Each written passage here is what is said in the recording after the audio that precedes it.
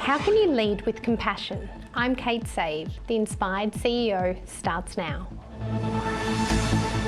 Welcome to The Inspired CEO, where each episode we explore the innovative wellness practices that are driving success and longevity in the modern business world. In this episode, I sit down with Sharon Novoa, founder and CEO of Whole Care Solutions, who has pioneered program development strategies that resonate with the evolving needs of the NDIS sector. So I welcome Sharon here today and thank you so much for coming in. Thank you for having me, Kate.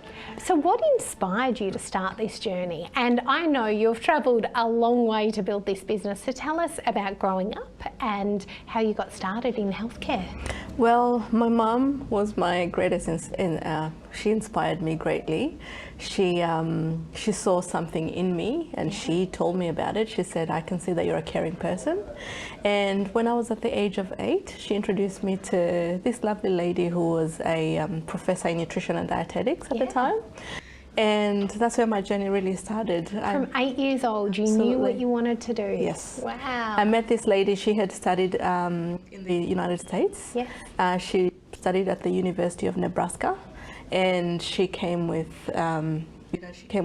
a wealth of knowledge. Yes. And that inspired me. I looked up to her and I wanted to be like her, and that's where my journey started. Fantastic. So you studied in Kenya and then moved to Australia and started your business here. So tell me about starting a business in Australia from scratch. How did that happen? Oh, so it was at the height of COVID.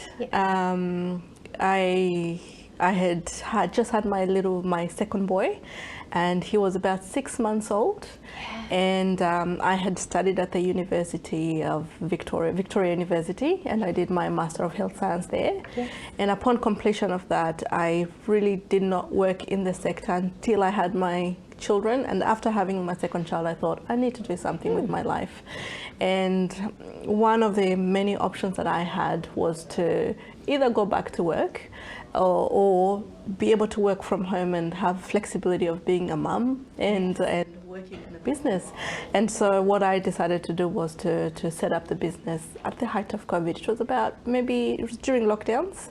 It was in August when I registered the business name. Gosh, in Melbourne as well, yes, whilst we're in Melbourne. lockdown, Yes, right? yes. Okay.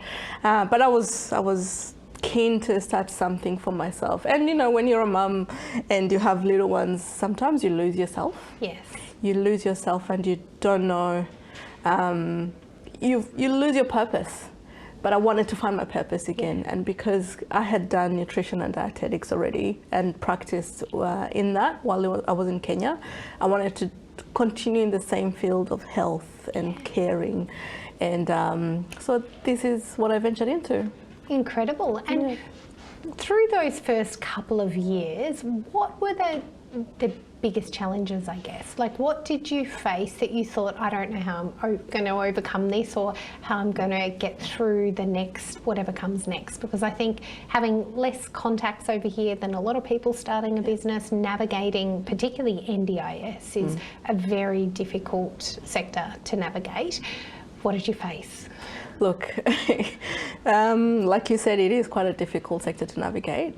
But I think I went in there with my heart open, knowing that I had something to offer. Yes. And people could see that. The people that we work with could see that. And the families that we work with see that. And that was my driving force. And I really don't have to do too much. Because good things, they sell themselves. That's right. And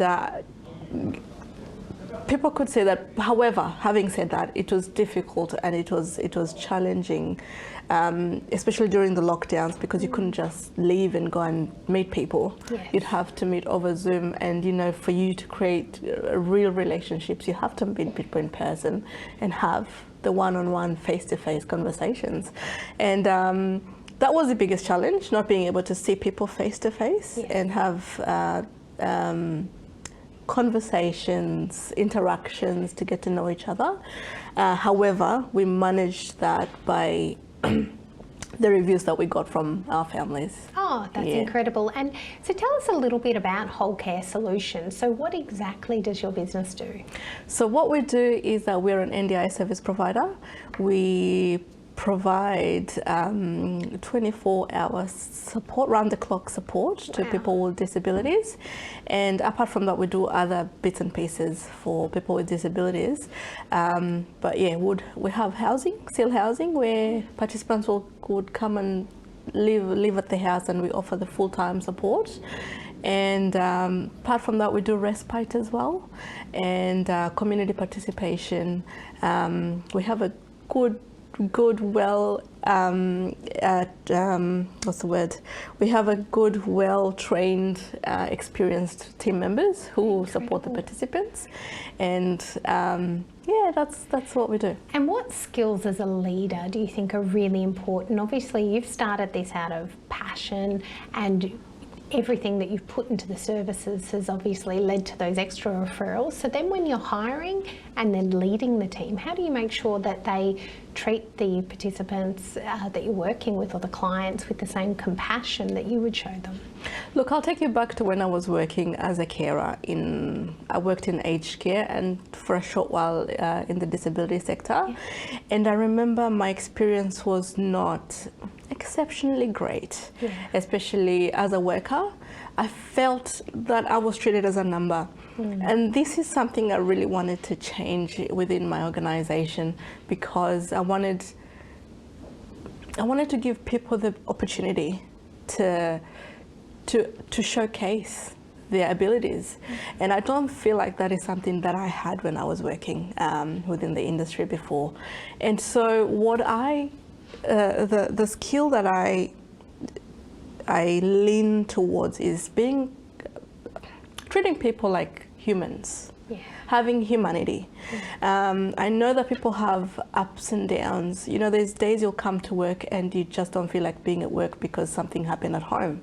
And having that understanding that people go through challenges every single day, and understanding why they're not performing at work or why they're performing really well. Understanding that is a key to running a successful business.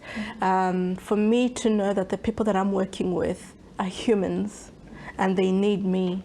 They need, sometimes they'll need a break. Sometimes they'll need to be a pat on the back to say, hey, you've done a good job.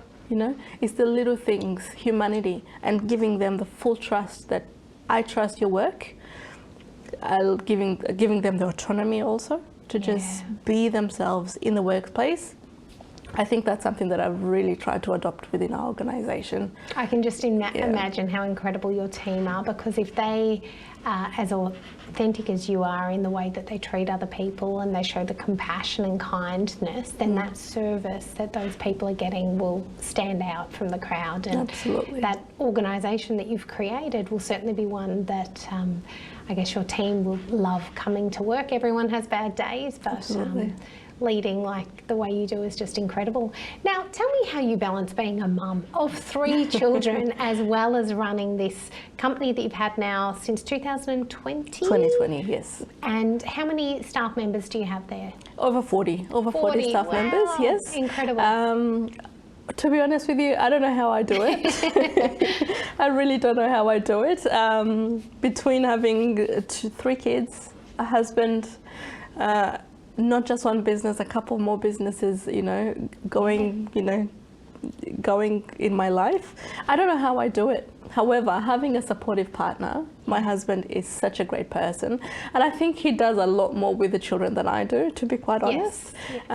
He's such a hands-on father that makes my life so much easier, and I'm able to focus on other things that, you know, I have passion and interest in.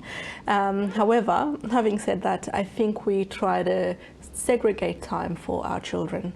And for example, I'll give an example. Once we drop them off at school in the morning at 9 o'clock in the morning, that's when our work day starts. And we'll make sure to pack in all the work between 9 and 2, so that by the time the kids are coming back from school, we spend time with them. And that's incredible. Wow. So really work very hard in their school hours and make sure you're there for the children. That's right. That's right. And also delegating. So we've got a team of people that we can delegate work to. Yes. And so making sure that, again, it comes back to the bit of trust and giving people the autonomy. So we delegate the work and say, this is what we're expecting from our team members. And for us to be successful, we all have to play a role in it. So pack all our work within the 5 hours that we have when the kids are at school, and then the rest of the time we make sure that the rest of the team are also holding up their end of the bargain. And you're not only leading the team, you're becoming an incredible role model, not just in the NDIS space, but for your children as well. To have 3 young children and a 1-year-old or nearly 1-year-old. Yeah. And you're out there working extremely hard, and you've done it all yourself from scratch, and it's very inspiring. Yeah. What about managing your health and time for yourself and anything that you need for self-care to make sure that you show up as the person that you need to be every day? Look, I'll be honest with you. I have not looked after my health in the last 2 years, mostly because I was pregnant last year, and then I've had the baby for the 1 year. And I find that during breastfeeding, I struggle to engage in any sort of a diet or any sort of exercise. Because your body's there for your baby. Absolutely. And it's just been a personal struggle for me. However, prior to having the baby, the things that I used to do in terms of exercise, I would, of course, do maybe once or twice a week. I would do some exercise. And also with my diets, of course, having the nutrition background, a balanced diet. I am a vegetarian, was a vegetarian. And now I'm a vegan.